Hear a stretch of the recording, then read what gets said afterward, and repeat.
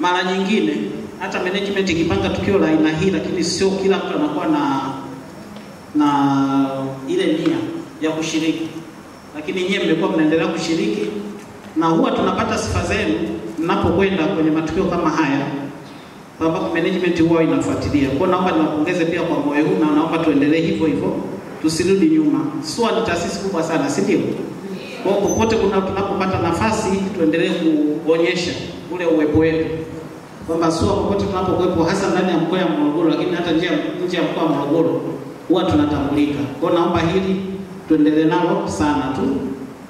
Lakini ni kwa sababu hii pia management kwa kiasi kikubwa sana inatambua mchango wa kina mama katika taasisi hii. Tayari tumekwishaona hata mama yetu hapa Profesa Mzanila alikwisha kuwa kiongozi, wote tunafahamu, lakini alishakuwa anakaimishwa mpaka katika nafasi za juu kabisa uongozi wa SUA, mpaka ukaini VC, ndio mama. Kwa hiyo tutambue kwamba management inatambua hiyo, lakini pia kumekuwa na viongozi wengi tu wakina mama. Nafikiri mpaka sasa hivi tumefikia zaidi ya 30 katika taasisi yetu. Ni mojawapo ya taasisi ambayo inatambulika kuwa na viongozi wengi kina mama. Nimemwona dadangu Imelda hapa ni kiongozi mmoja wapo, si ndio jamani?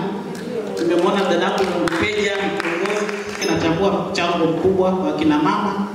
Lakini niseme tu, huyu aliyenituma leo ambaye ni makamu mkuu wa chuo anafuatilia na kusimamia kwa karibu sana ajenda ya serikali na ajenda ya vyama vinavyotawala, kwamba tunakoelekea huko lazima tuwe na 50 kwa 50 ya viongozi wa taasisi, kwa maana 50% wanawake na 50% wanaume. Kwenye hili naomba tumpongeze Profesa Chibunda, kwa sababu tayari ameshafikia hiyo hatua, na bado nasema anaupiga mwingi. Yani kila phase ya viongozi nao kuja wa viongozi wanawake wanazidi kuongezeka. Kwa kwenye hili pia naomba tumpongeze makamu wetu mkuu wa chuo, na tuendelee kumwombea afya njema, ili kila inapofika phase kama za viongozi tuendelee kuongezeka katika nafasi za uongozi. Lakini pia katika hili kupitia yeye pia tumeshakuwa na viongozi wengi tu wa kitaifa ambao wameteuliwa katika nafasi mbalimbali. Tunao wengi sana katika wizara mbalimbali. Kwa hili pia tunajua kwamba analitambua na analifanyia kazi, na kama nilivyosema tuendelee kumwombea uzima na afya njema ili azidi kututangaza SUA. Mpaka sasa hivi katika idadi ya watumishi karibia 1500 tuna watumishi karibia 600 ambao ni wanawake. Ni idadi kubwa, lakini bado haitoshi. Kwa tunachosisitiza sasa, tuendelee kujiongezea bidii sisi wenyewe, kwa sababu mara nyingine jitihada zetu binafsi ndio zinazowezesha kufika nafasi za uongozi za ngazi mbalimbali. Mara nyingi kuna wakati watu hatujiamini sana, kuna nafasi zinajitokeza afu kina mama mnaenda kwa kusukumwa hivi, si kwa nini? Hivi bado hatujiamini tu jamani. Rais wetu ni mama, si ndio? Na ataendelea kuwa rais, hilo tunajiaminisha hivyo. Sasa na sisi tujiongeze wenyewe. Tujiongeze katika namna mbalimbali ya kuonyesha kipaji wetu kama viongozi, lakini pia tujiongeze katika namna ya kufanyaje ya kujiendeleza kitaaluma, ili hata sifa zetu zile ziweze kutambulika na tuendelee kuchaguliwa kuwa viongozi. Kwa management inatambua mchango wenu, na ndio maana hata katika safari hii imeweza kugharamia na itaendelea kugharamia. Mtatusamehe tu, kuna wakati bajeti huwa haziruhusu, tunapenda tufanye zaidi ya hiyo, lakini kama mnavyofahamu ni taasisi kubwa ambayo inakuwa na mahitaji mengi sana, mengine haiwezi kuzuilika. Kwa lakini kwa kadri tunavyoendelea, huu mchango wetu utaendelea kuthaminiwa, na haitahusisha tu ile shughuli ya tukio la kina mama, bali hata matukio mengine yanayohusu watumishi wanawake. Kwa hiyo mama, tunakushukuru kuwa nasi na tunaomba uendelee kuwa nasi madam uko Morogoro. Yaani hata ukifikisha miaka 90 kama nguvu zinakuruhusu, tunaomba uendelee kuwa nasi tu. Kwa niaba yenu, ndio. Kwa tunajivunia kuwa na Profesa Mzanila katika taasisi yetu. Na ndio maana hapo katikati kwa sisi tulioko management tunafahamu kuna wengine walitaka kumuiba wewe, lakini Mungu akasema wewe utaendelea kuwepo SUA ni kwa ajili ya mambo kama haya. Kwa tunaamini hata maombi yetu tunamwombea aendelee kuwa na sisi, si ndio? Na Mungu ataendelea kumpa maisha mazuri, ataendelea kwa hivyo wala atakuwa hazaiki. Na naitwa Profesa Yasinta Charles Muzamila. Na leo nilikuwa mgeni rasmi kwenye hii semina inayohusu elimu ya mikopo nafuu kwa wanawake na uwezeshaji hapa SUA. Kwa kweli tunaambiwa kwamba hii mikopo ipo siku nyingi, ila elimu sidhani kama imewafikia watu wengi, na sio wa vijijini tu, hata huku mjini sidhani kama watu wote wameshapata elimu hii ya mikopo, hasa tukiongelea mikopo nafuu ambayo inalenga wakina mama. Kwa mfano hata hii semina ya leo, mambo yaliyoongelewa hapa ni mazuri sana na ni fursa safi, lakini sidhani kama wote pia tulikuwa tunauelewa leo. Na mimi mwenyewe pia leo nimejifunza mengi ambayo nilikuwa siyafahamu. Kwa hiyo tunavyoongelea wakina mama kwa ujumla, fursa zipo, lakini wanaweza wakawa hawajapata elimu kuhusu uwezeshaji wa hizo fursa.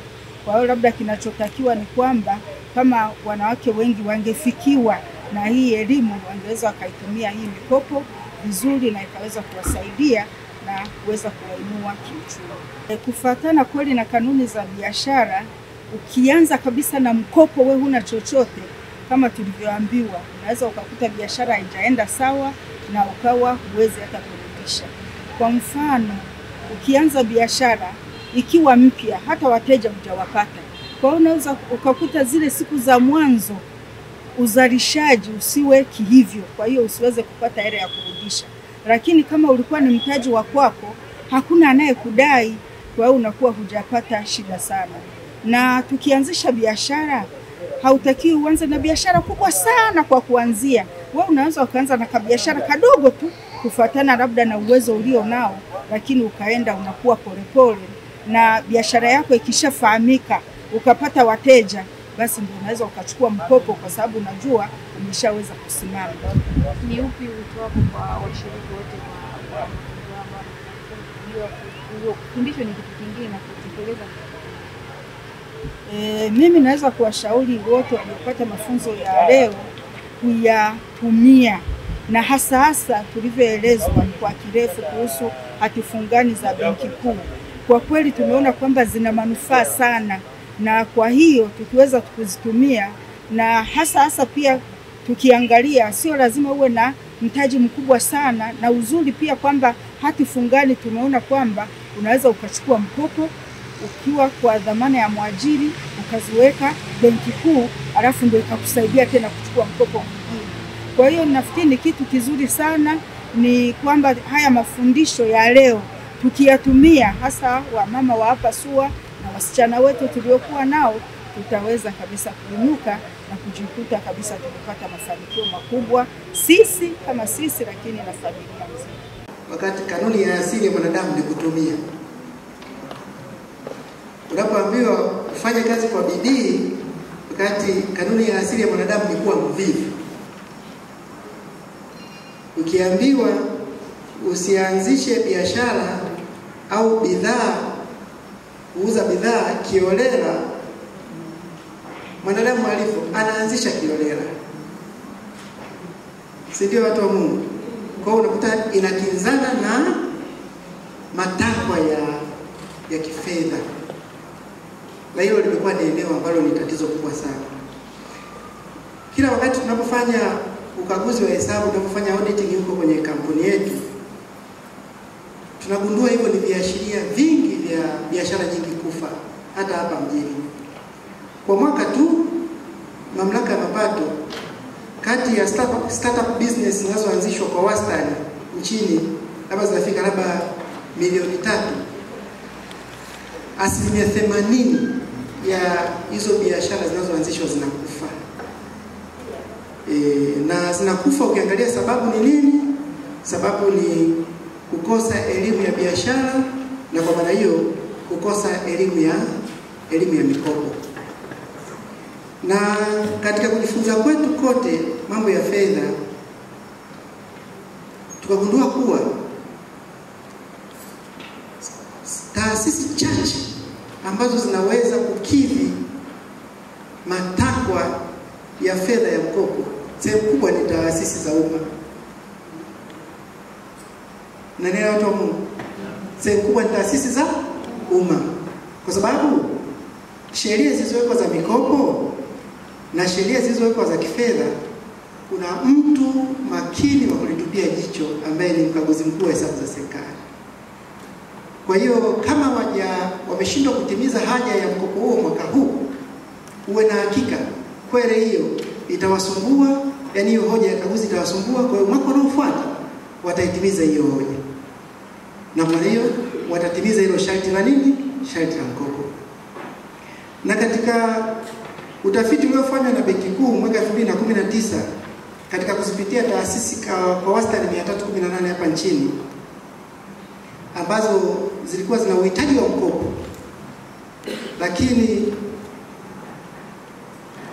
nusu ya hizo almost zikapata mkopo, lakini na zilizopata mkopo asilimia karibia 91 zimeharibu ulipaji wa mkopo huo kwa kudefault, yani kushindwa kulipa mkopo huo, na hivyo rasilimali zao kufilisika ni nyingi. Tafasiri yake ni nini? Tafasiri yake ni kwamba ni ngumu kweli kwa watu kufuata tabia ya mkopo.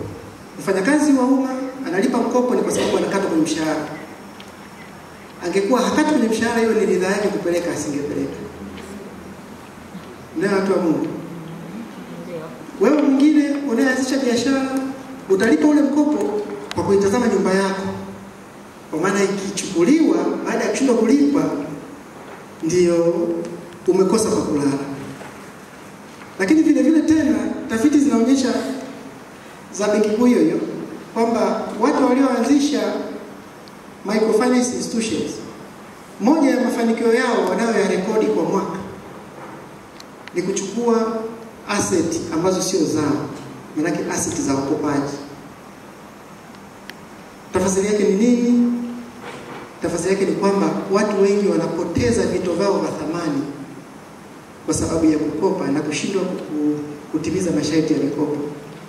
Kwa hiyo upande mmoja ni hasara kwa mkopaji, lakini upande wa pili, Dr.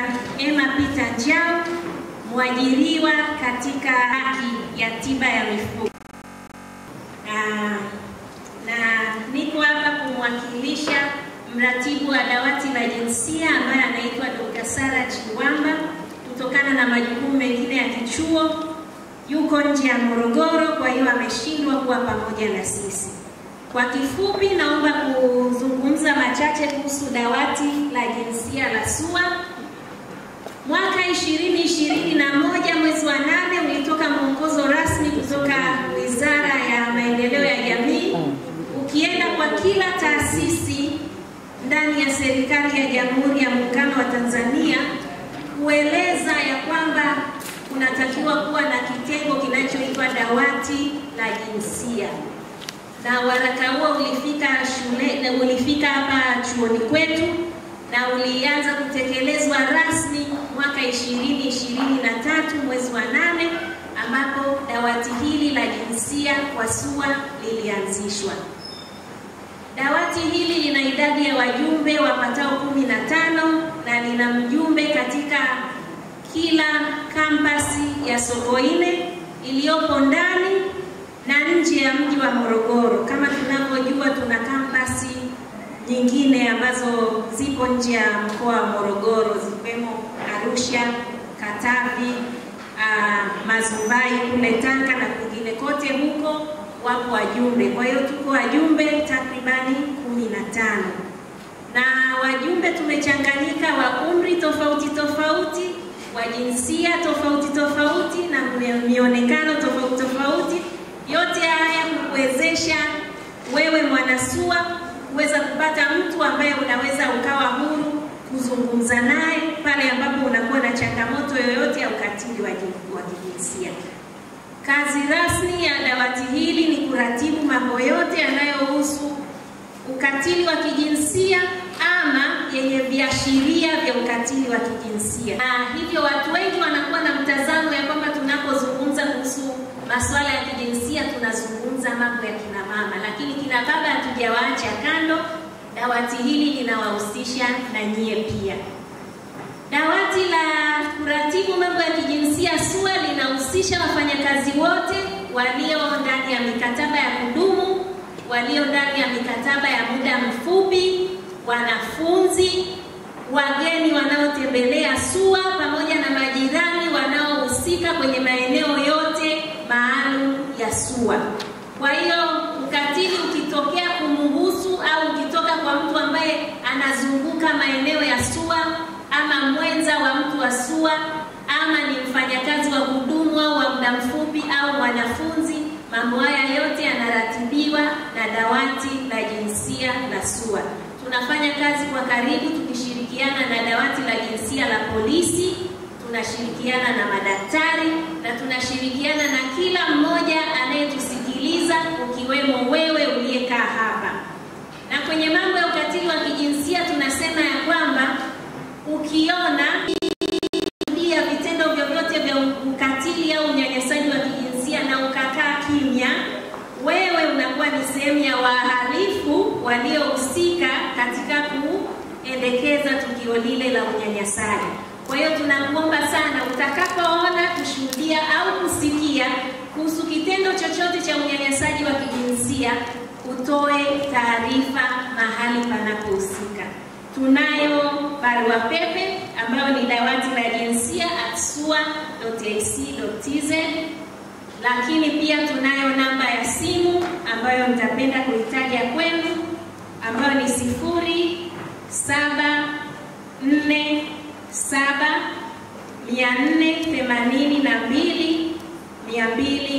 0747482222